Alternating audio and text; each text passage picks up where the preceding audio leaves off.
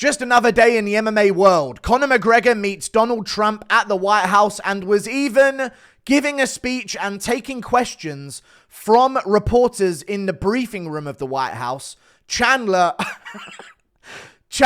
even if you rolling thunder KO Paddy Pimblett within the first 10 seconds of the fight and call him out again, I just don't think we're seeing that matchup, okay? Apparently, McGregor's taken this run for leader of Ireland very seriously. We've also got Bryce Mitchell.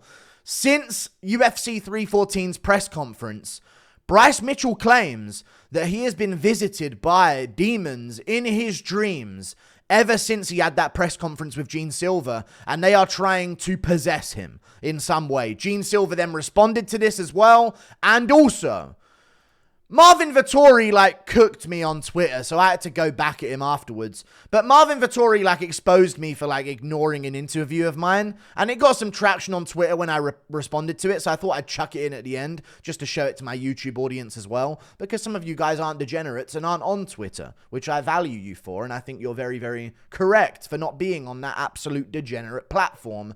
We start with this, though. Conor McGregor. The tallest 5'8" man I've ever seen in my life. I'm never not surprised by how McGregor doesn't look small next to anyone who's allegedly a very tall person. This man is genuinely the tallest 5'8" person I've ever seen, okay? He will not be mocked. But he's meeting President Trump in the Oval Office on St. Patrick's Day. And I guess we can go through some of this as well. Little MMA news breakdown. This is just regular MMA news situations. I love the MMA world sometimes. Here we go. Nice pinstripe suit. It's one of my own. I can get you one if you want.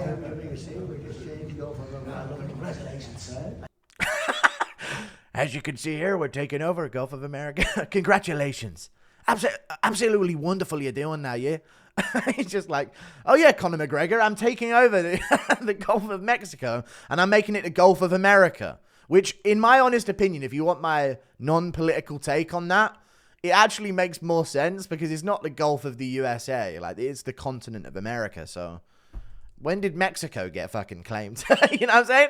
I don't know. I feel like that was a moment in history that just sort of, no one really decided on. That one just sort of slipped by under the radar. Who the fuck gave Mexico control of that whole fucking thing? Florida, Louisiana, and Texas ain't involved. Okay? Come on, lads. Either way, though. I tell you what, your work ethic is inspiring. Your work rate is inspiring. Your work rate is inspiring. It's inspired me to not fight for 3 fucking years, yeah? Absolutely amazing. So he's met Donald Trump in the Oval Office, and then he's at this. Look at me. I don't know about you guys, but McGregor looks AI. This isn't Conor McGregor. Say, okay, maybe, with the beard, he looks more like McGregor. Maybe it was the signature beard that he had throughout his career that made him McGregor. He's balding and the hair transplant failed. So, there's also that as well. But I just feel like there's something about his eyebrows. I don't remember McGregor having these level of features. The teeth, the nose. I feel like he's wearing a disguise, like a McGregor costume. I have no idea why he looks so different to me. But this isn't Conor McGregor. I don't know who this guy is. Okay? I'm not going to say the fucking line. It's just overused. Either way, Conor McGregor takes questions from reporters at the White House briefing room and starts going through some things here. Did you get into time with President Trump? And also, I know there's some Irish immigrants in the U.S. without status. What do you think should happen to them? Conor McGregor's being asked about what should happen to the Irish immigrants in America that are currently without status or something along these lines. Conor McGregor is at the briefing room being questioned by American journalists on what his thoughts on certain topics in the immigration policy of USA are. And then McGregor just proceeds to not answer the question whatsoever, which is a veteran politician move. This guy's ready. You know what I mean? Put him in. This guy's ready for the big leagues. He then proceeds to not answer that question whatsoever. The Irish immigrants. Some recent Irish immigrants without. He's mastered the Dana White already. The Irish immigrants? What? Yeah, come on. You know what I mean? We're just missing the Lego hands. He's literally channeling Dana White. Maybe that's where he's going to learn a lot of his techniques from. Pretend not to hear. Look over for help from an imaginary person. Don't answer the question. Are we taking questions? Taking over the podium. Ireland and America, we are siblings. We consider America our big sibling. What are you yapping about, man? So it's important for Ireland to have be a peaceful, happy, prosperous country for the 40 million Irish Americans to have a place to visit, to come back to their home. So we wish for our relationship with the United States to continue, and we wish to be taken care of by the big bro. You know, the United States should look after its little bro. McGregor. In an attempt, McGregor's currently trying to run for leader of Ireland. McGregor is literally just Lil Bro'd Ireland as a country. Okay? This is the level that McGregor is at. I don't think I've ever seen someone Lil Bro a country. But he legitimately just Lil Bro'd the nation of Ireland at the briefing room of the White House. Who is this guy? Look at his face. This is not Conor McGregor. I don't care what anyone says. Who is this? He looks a lot like his dad now, actually. So maybe this is just a natural evolution of the McGregor family. They start looking one way and then they all just descend into this.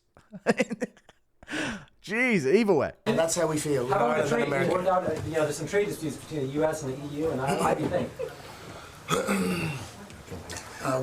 What do you think about the trade disagreements between the US and the EU? Why is McGregor being... What is going on in this world?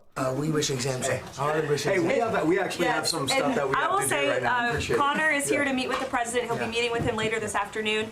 We couldn't think of a better guest to have with us on St. Patrick's Day. We're both wearing our green. This was not planned, but very festive. And as you know, I'll be having a briefing later at 1 o'clock, so we'll he talk more continue? about their meeting later. But he's going over to meet with some other administration officials Face. in Washington, D.C. For sure. So I'm here to it'll be raise fun. the issues the people of Ireland face. Oh, dude, you will not be silenced. Here we go. And it'll be music to the people of Ireland's ears, because never on the main stage has the issues the people of Ireland face been spoke. Our government has long since abandoned the voices of the people of Ireland, and it's high time that America is made aware of what is going on in Ireland. What is going on in Ireland is a travesty. Our government is the government of zero action with zero accountability. Our money is being spent on overseas issues that has nothing to do with the Irish people. The illegal immigration racket is running ravage on the country. He's going full based! Conor McGregor's going full force. There are rural towns in Ireland that have been overrun in one swoop, that have become a minority in one swoop. So issues need to be addressed, and the 40 million Irish Americans, as I said, need to hear this, because if not, there will be no place to come home and visit. Now, in response to this, he's speaking on some, some topics that, I think a lot of Europeans are feeling this right now, guys. McGregor's speaking on some things right now, okay? And there's a lot of French people hearing this, and German people, and I mean German and French people when I say German and French people. And English, and Swedish, and you can list any of them but Poland, it seems. Okay? But Conor McGregor's going all in at the White House. I think he actually might run for leadership of Ireland. Now, since this, I didn't want to compile all of them together. There has been a mass response from Irish journalists and Irish politicians right on cue, just calling him a rapist over and over again. Over and over again. There's a tweet out there that's gone somewhat viral that's just McGregor is R word, McGregor is R word, over and over and over again. Everyone's, McGregor does not represent Ireland. Of course he doesn't. In 5 years, McGregor won't represent Ireland because he's Irish, okay? That's a hot take, all right, guys? So listen, right now he kind of does, but you know what? Maybe these journalists are from the future, because in about 10 years, an Irishman won't represent Ireland. Either way, McGregor's on the fucking main stage, and I think he actually might run for leadership. I don't know if he's going to win. I keep hearing from people with like 800 likes on their post that nobody likes McGregor in Ireland. I'm sure there's some Irish people that have, that are still on McGregor's team. It feels like a very weird situation right now in the Western world where I almost feel like there's a large group of people, I'm not saying I'm included in this group, guys, that would rather a potential rapist run the country than some absolute limp-wristed fucking F-word, because I can't say it on YouTube. And it's like an increasing sentiment. Like, everyone's like, how can you possibly have... Well, it's that or... I'm saying in my face. You know what I mean? It's a tricky situation to discuss, especially in England right now. But, McGregor's up there yapping at the fucking White House fucking briefing room, talking on some big issues that Ireland's facing. Thousands of years defending their land. Within 2 generations, kaput. Jesus Christ. Either way, potato. Bryce Mitchell is being possessed by demons. Bryce Mitchell is being possessed by demons in his dreams. This is the next MMA news topic that we... Now we're done with McGregor talking about, illegal immigration at the White House briefing room. We move on to Bryce Mitchell being possessed by dream demons. Now, I actually believe Bryce Mitchell here, okay? And I'm going to let him speak his piece because I think Jean Silva is the devil himself, reincarnate in a different form. The barking. This is signs of an exorcism, or not even an exorcism. This is signs of someone who has been demonically possessed and is in need of an exorcism. The barking, the crawling up on the cage that he did. I don't know if you guys have seen that clip as well of him grabbing onto the cage and screaming in the middle of the cage. This man is the devil. And this has now become a religious war between Bryce Mitchell and the demon himself, Jean Silva. So I'm going to let Bryce Mitchell say his piece. We're going to hear what's going on in the world of Bryce Mitchell right now. Good morning, y'all. I need all my Christian warriors to pray for me that I would have peaceful sleep. Every single night since the day before the press conference, I've had demonic dreams. Legions of demons are attacking me every single time I sleep and not...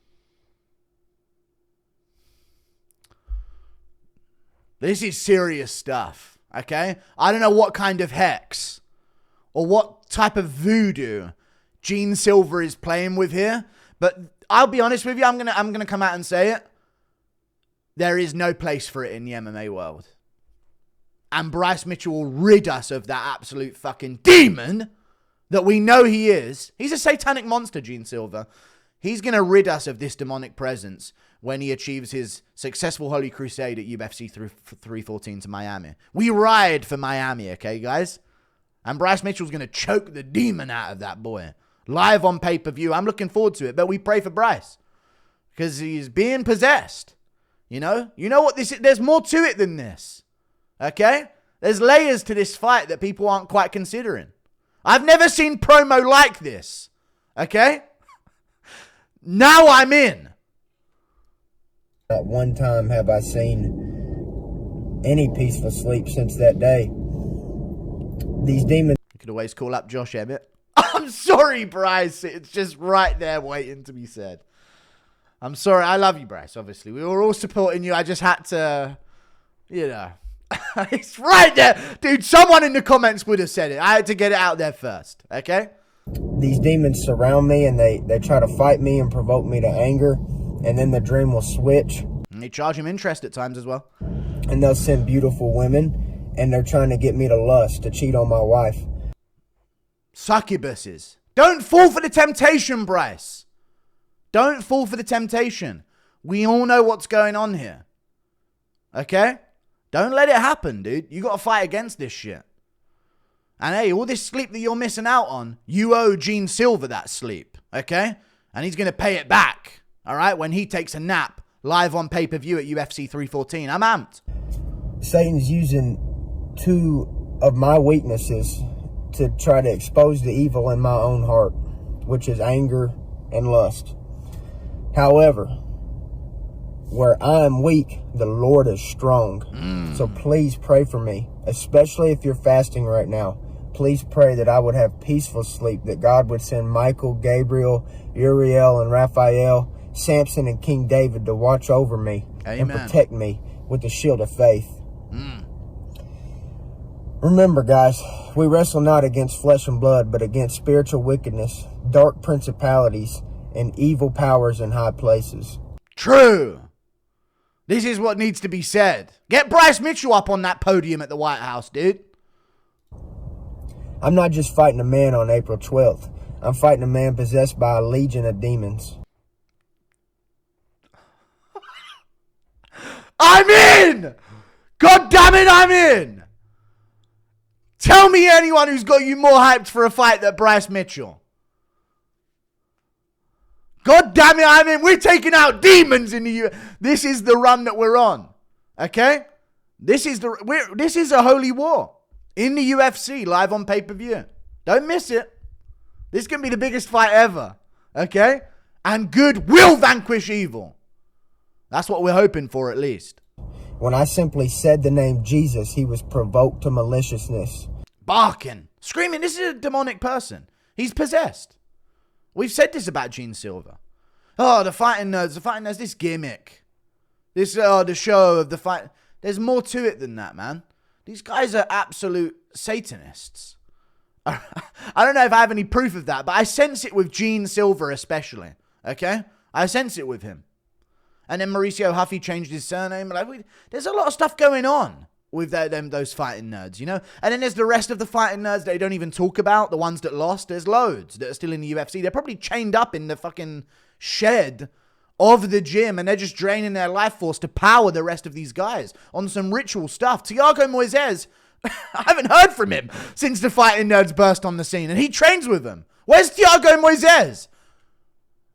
Strapped to some kind of machine draining his essence from him to power the fists of Jean Silva, Carlos Prates, and Mauricio Huffy, and Baralho's fucking double leg now and again, I guess.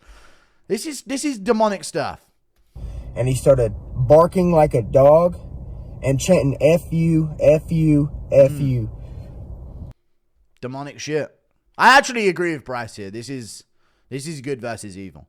Remember, guys, the days of me fighting for myself are long gone. I now fight for the name of the Lord. And the devil, he ain't going to waste his time trying to plague a loser. He knows that a victory for the Lord is at hand. I will win this fight in the name of Jesus Christ. That is just different level. What conviction? That's what that is. There ain't no other way this fight goes. And Bryce Mitchell's a plus however many underdog. I'm not telling you to gamble right now while Bryce Mitchell's preaching the word of the Lord, but this one just feels like a no-brainer to me. The man's demons will be casted out of my presence, and he will fall before me just as Goliath fell before King David. Yeah. And I know this, and I believe this with all my heart. And God told us if we just have faith the size of a mustard seed, we can move a mountain, and I do.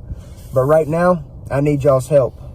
Like I said, where I'm weak, the Lord is strong, and he will use y'all to show his strength right now. And I trust in the power of the church. I trust in the power of Jesus Christ. And please pray for me that I would have peace when I sleep. And I love y'all. And remember, if you're going through anything, this is what the church is for. You're not a coward for asking others for help. So God bless y'all, and please keep me in your prayers and your thoughts. And I love you. Amen. Amen, brother. Hey, I'm ready for the fight. And Jean Silva, that fucking demonic fucking freak.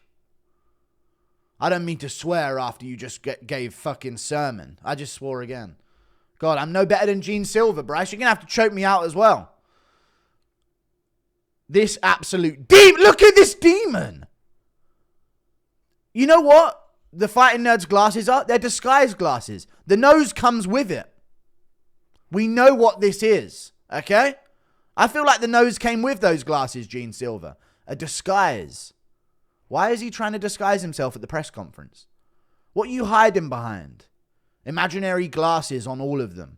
Covering their eyes. Covering their true intentions and who they truly are. This is the spawn of the devil. And Jean Delord Silva. Bryce, two things. These are not demons. These are not demons. It's just you being afraid to face me. And second, about the beautiful women, you have a hormone called testosterone, and you probably have problems with it. What, it's too fucking high? What are you trying to say, Jean Silva? Just be ready for April 12th, because I will be. He's just called, listen, Jean, you're on the wrong side of history, brother. That's all I know. And once Bryce Mitchell chokes that demon out of you, I hope we'll see some humble Jean Silva moving forward. No more barking. Because you're barking up the wrong tree, as Bryce Mitchell said at the press conference. This type of voodoo stuff, I'm not into it in MMA. I don't know. That's where I draw the line. Demonic practices, not into it at all. This reminds me of that Key and Peele sketch. You don't want to fight a guy with the Lord on his side. Okay? I'm in, Bryce. And we're all supporting Bryce Mitchell for this fight. This is going to be a hell of a crusade. Okay? Or how do I say? This is a thing, even my own language.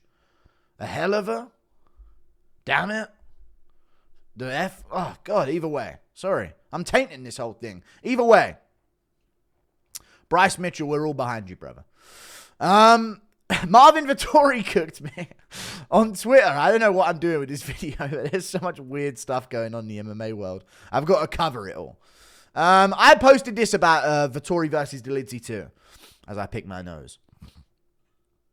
Just going to keep it real about Vettori versus Delidze too. The fact that this was a fight between two of the top 10 fighters in the middleweight division is an embarrassment to the sport. Both looked slow as fuck and absolute dog shit at fighting. And I stand by that claim. Stand by that claim. They looked awful, and it's something that needs to drastically change in the middleweight division. The fact that these guys were top 10 in the world, I looked at them and I thought, people say DDP's goofy. You know what I mean? Look at these guys fighting. These are the ones that should be getting the questions about their fighting ability in the division. DDP works. He changes things up. He adjusts. He adds new things to his game. He's constantly improving between fights. When I watch Vettori versus Delidze too, I'm a big Marvin Vettori fan. I was rooting for him. I know he got fouled a bunch in that fight. But I was watching Delidze throw right hand back fist and not much else. And then Vettori would throw his jab too and not much else throughout the entire fight at the top of the sport. And I thought it was embarrassing. So I put this tweet out, and then Marvin Vettori responded by showing, and he called me a cocksucker. Again, here's what it is. He called me a cocksucker. And it was me asking him for an interview. I asked Marvin Vettori for an interview with a pizza emoji. I tried to personalize the invite to Marvin Vettori. And it was just ignored by Marvin. I thought, oh, Marvin hasn't seen my message. All good. I messaged him at the start of March. I thought, okay, there's 2.5 weeks before the fight. I'll message him now before he starts the weight cut. I'm sure Marvin Vettori would like to do an interview. Turns out I was wrong. When I thought that he had maybe just not seen it, Marvin Vettori completely ignored my request. And he's gloating about this. Yeah, I mean, it's all good. I felt really badly hurt. I said I've always been a fan. I'm still a big fan. Your chin remains, but you fought like shit and refused to improve your game in any way despite 9 years in the UFC. And that's the truth. When is Marvin going to throw a switch kick to the body? Where's the dynamic moves, Marvin? Okay? When are we going to see you add something into the game? Well done, Marvin. You ignored me asking you for an interview before. I'm sure Nina is so proud of you for this. Good boy. Now, I may have went a tad too far towards the end, but I stand my base here. Okay? I do. He looked like shit. And if I was Marvin, I would admit I looked like shit. Because I can't imagine he said I looked really good out there. And you still lost to Roman Delidze? The double threat? Who are you, Anthony Smith? We're better than this, Marvin. Okay? Either way. People are going at me, can't come around any UFC or MMA. I'm not trying to be friends with fighters. I'm trying to say how it is. I'm going to call it how it is, honestly. I'm not going to ever think in my life, let me not call it how it is. You know what I mean? When it comes to a reaction to a fight, an analysis of how a fight went down, I'm not going to tiptoe around things in case I upset someone. That's just not how it's going to be. And then Vettori responded to me here. How are you saying I refuse to improve? Because you don't. You do refuse to improve, sorry. That's total nonsense. And fuck, man, 5 rounds off of a 2-year layoff after destroying a shoulder played a bit of a factor. It did. But this is not why I'm not saying that, he just looked a bit rusty. I'm saying, where's the new things in the game after so many years of being in this game? All good, I'll be back, you are gay. He's called me gay. Which is interesting. I said, fair enough. I said, fair enough. Throw a head kick or something next fight, though. Maybe a front kick to the body. I just wonder what goes on in these MMA gyms sometimes. Maybe people are just stuck in their styles, and that is like more of a thing than we even consider in MMA. And I was speaking to Demetrius Johnson about this before, where some fighters will just let themselves lose rather than change anything that they do. And we are seeing this a lot more. And I was even talking about a fight in the middleweight division when we were talking about this. It just seems to be the case where these guys would rather lose while doing what's got them to the dance than in any way adjust a game plan in the middle of a fight. In any way after a fight going back to the drawing board and adding a new technique into their game. Drilling something that they can implement in a fight the next time they show up. It just feels like Vettori's out there 1-1-2ing his way around a fight and losing decisions these days. And it sucks to see. I'm a big Marvin Vettori fan. Maybe not so much anymore since his slander, but it's all good. Throw up a head kick or something next fight. Maybe a front kick to the body. Maybe a stomp. These are techniques. I don't know how many times I'm going to see Adesanya drilling takedowns in every single build-up of a fight, only for him to never shoot a single takedown. I always wonder these things. An offensive takedown here and there. Where was the level change? We're losing. They'd never see a lead uppercut coming. They wouldn't. At this point, if Marvin Vettori threw a wheel kick, it would KO his opponent. There's no way they'd see it coming. A big knee up the middle. A switch kick to the body. A slip counter. Just spitballing ideas here. Maybe I've overstepped the mark. But I think I'm being honest here. And we ratioed. I'm not Jewish. I saw a comment there because you're Jewish. I'm not Jewish. Either way. Marvin Vettori. Trashing me. It's all good. I made a take. It was the correct take. Jean Silva's going to get vanquished in the name of the Lord. Live on pay-per-view at UFC 314.